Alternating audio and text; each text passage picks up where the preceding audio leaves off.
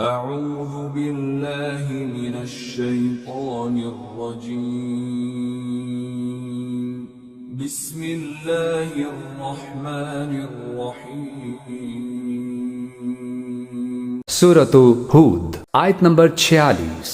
قال يا نوح إنه ليس من أهلك إنه عمل غير صالح فلا تسألني ما ليس لك به علم إني أعظك أن تكون من الجاهلين۔ ترجمہ، اللہ نے فرمایا اے نوح یقین جانو وہ تمہارے گھر والوں میں سے نہیں ہے، وہ تو ناپاک عمل کا پلندہ ہے، لہٰذا مجھ سے ایسی چیز نہ مانگو جس کی تمہیں خبر نہیں، میں تمہیں نصیحت کرتا ہوں کہ تم نادانوں میں شامل نہ ہو۔ تفسیر۔ وہ تو ایک بگڑا ہوا کام ہے۔ یہ ایسا ہی ہے جیسے ایک شخص کے جسم کا کوئی عضو سڑ گیا ہو اور ڈاکٹر نے اس کو کاٹ پھینکنے کا فیصلہ کیا ہو۔ اب وہ مریض ڈاکٹر سے کہتا ہے کہ یہ تو میرے جسم کا ایک حصہ ہے، اسے کیوں کاٹتے ہو؟ اور ڈاکٹر اس کے جواب میں کہتا ہے کہ یہ تمہارے جسم کا حصہ نہیں ہے کیونکہ یہ سڑ چکا ہے۔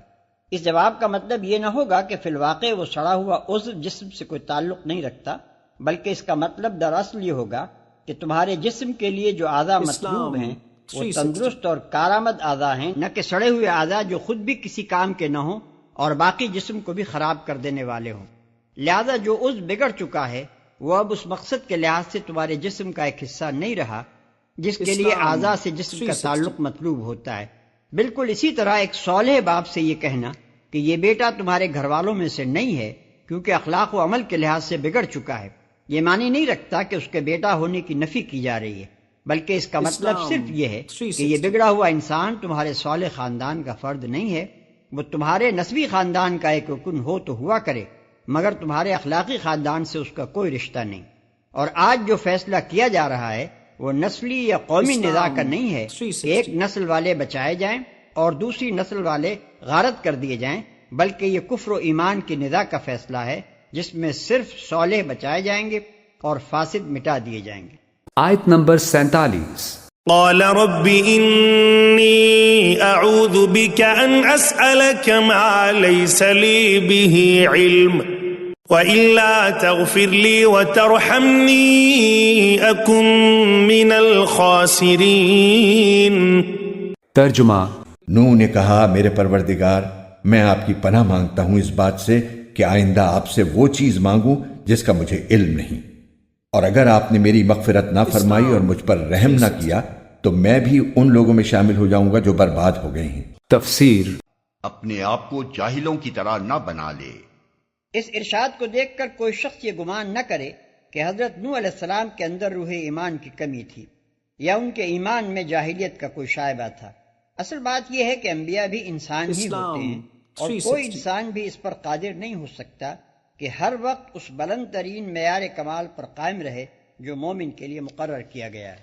بسا اوقات کسی نازک نفسیاتی موقع پر نبی جیسا اعلیٰ و اشرف انسان بھی تھوڑی دیر کے لیے اپنی بشری کمزوری سے مغلوب ہو جاتا ہے، لیکن جو ہی کہ اسے یہ احساس ہوتا ہے یا اللہ تعالیٰ کی طرف سے احساس کرا دیا جاتا ہے کہ اس کا قدم معیار مطلوب سے نیچے جا رہا ہے، وہ فوراً توبہ کرتا ہے اور اپنی غلطی کی اصلاح کرنے میں اسے ایک لمحے کے لیے بھی تامل نہیں ہوتا۔ حضرت نوح علیہ السلام کی اخلاقی رفت کا اس سے بڑا ثبوت اور کیا ہو سکتا ہے کہ ابھی جان جوان بیٹا آنکھوں کے سامنے غرق ہوا ہے اور اس نظارے سے کلیجہ منہ کو آ رہا ہے، لیکن جب اللہ تعالیٰ انہیں متنبع فرماتا ہے کہ جس بیٹے نے حق کو چھوڑ کر باطل کا ساتھ دیا اس کو محض اس لیے اپنا سمجھنا کہ وہ تمہاری صلب سے پیدا ہوا ہے محض ایک جاہلیت کا جذبہ ہے، تو وہ فوراً اپنے دل کے زخم سے بے پرواہ ہو کر اس طرز فکر کی طرف پلٹ آتے ہیں جو اسلام کا مقتضا ہے۔ پسر نوح کا یہ قصہ بیان کر کے اللہ تعالیٰ نے نہایت مؤثر پیرائے میں یہ بتایا ہے کہ اس کا انصاف کس قدر بے لاگ اور اس کا فیصلہ کیسا دو ٹوک ہوتا ہے۔ مشرکین مکہ یہ سمجھتے تھے کہ ہم خواہ کیسے ہی کام کریں مگر ہم پر خدا کا غضب نازل نہیں ہو سکتا کیونکہ ہم حضرت ابراہیم علیہ السلام کی اولاد اور فلاں فلاں دیویوں اور دیوتاؤں کے متوسل ہیں۔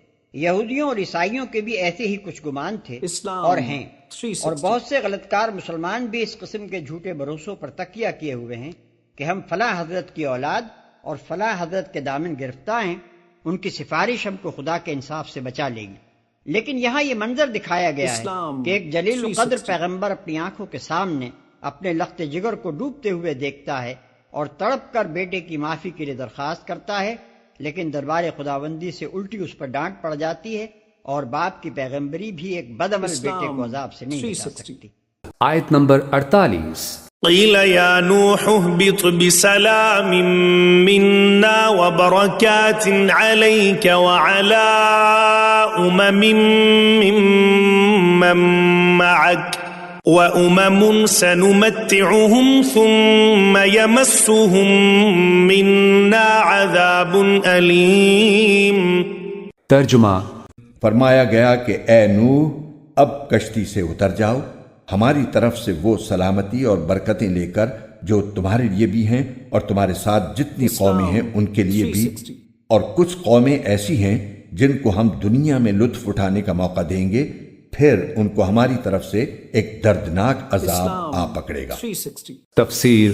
سلامتی اور برکتوں کا وعدہ جو حضرت نوح علیہ السلام کے ساتھیوں کے لیے کیا گیا، اس میں قوموں کا لفظ استعمال کر کے یہ اشارہ دیا گیا ہے کہ یہ لوگ اگرچہ اس وقت تھوڑے سے ہیں لیکن ان کی نسل سے بہت سی قومیں پیدا ہوں گی اور دین حق پر قائم رہیں گی، اس لیے سلامتی اور برکتوں میں وہ بھی شریک ہوں گی۔ البتہ آخر میں یہ فرمایا گیا کہ کچھ قومیں ان کی نسل میں ایسی آئیں گی کہ جو دین برحق پر قائم نہیں رہیں گی، لہٰذا انہیں دنیا میں کچھ عرصے لطف اٹھانے کا موقع دیا جائے گا، لیکن ان کا آخری انجام ان کے کفر کی وجہ سے یہی ہوگا کہ وہ دنیا یا آخرت میں اللہ تعالیٰ کے عذاب میں گرفتار ہوں گے۔ آیت نمبر 49۔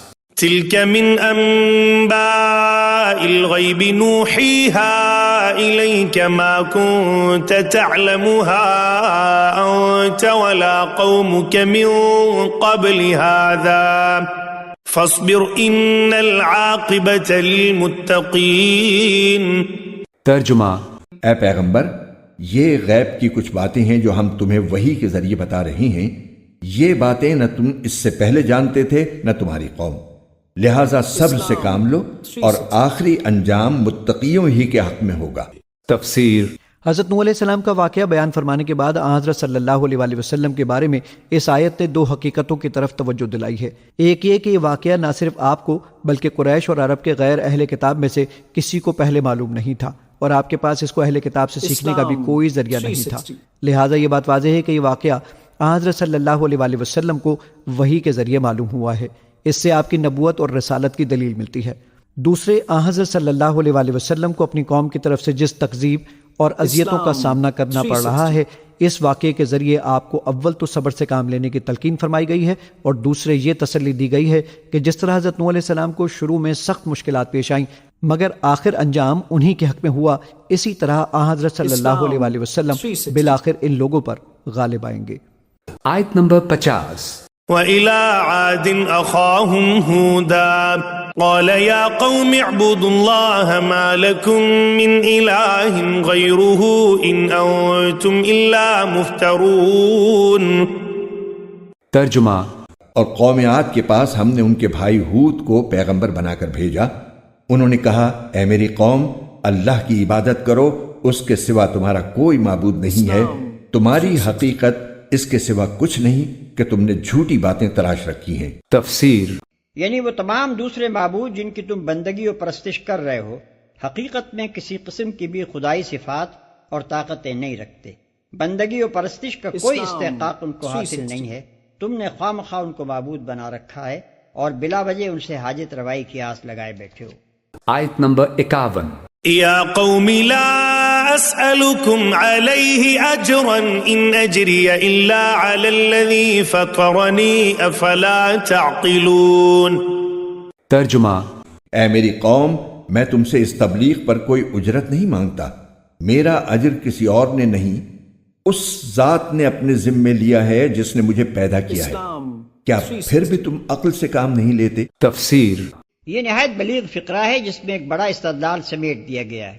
اس کا مطلب یہ ہے کہ میری بات کو جس طرح سرسری طور پر تم نظر انداز کر رہے ہو، یہ اس بات کی دلیل ہے کہ تم لوگ عقل سے کام نہیں لیتے، ورنہ اگر تم عقل سے کام لینے والے ہوتے تو ضرور سوچتے کہ جو شخص اپنی کسی ذاتی غرض کے بغیر دعوت و تبلیغ اور تذکیر و نصیحت کی یہ سب مشقتیں جھیل رہا ہے، وہ ضرور اپنے پاس یقین و اذعان کی کوئی ایسی بنیاد اور ضمیر کے اطمینان کی کوئی ایسی وجہ رکھتا ہے جس کی بنا پر اس نے اپنا عیش و آرام چھوڑ کر اپنے آپ کو اس جوخم میں ڈالا ہے کہ صدیوں کے جمے اور رچے ہوئے عقائد، رسوم اور طرز زندگی کے خلاف آواز اٹھائے اور اس کی بدولت دنیا بھر کی دشمنی مول لے لے۔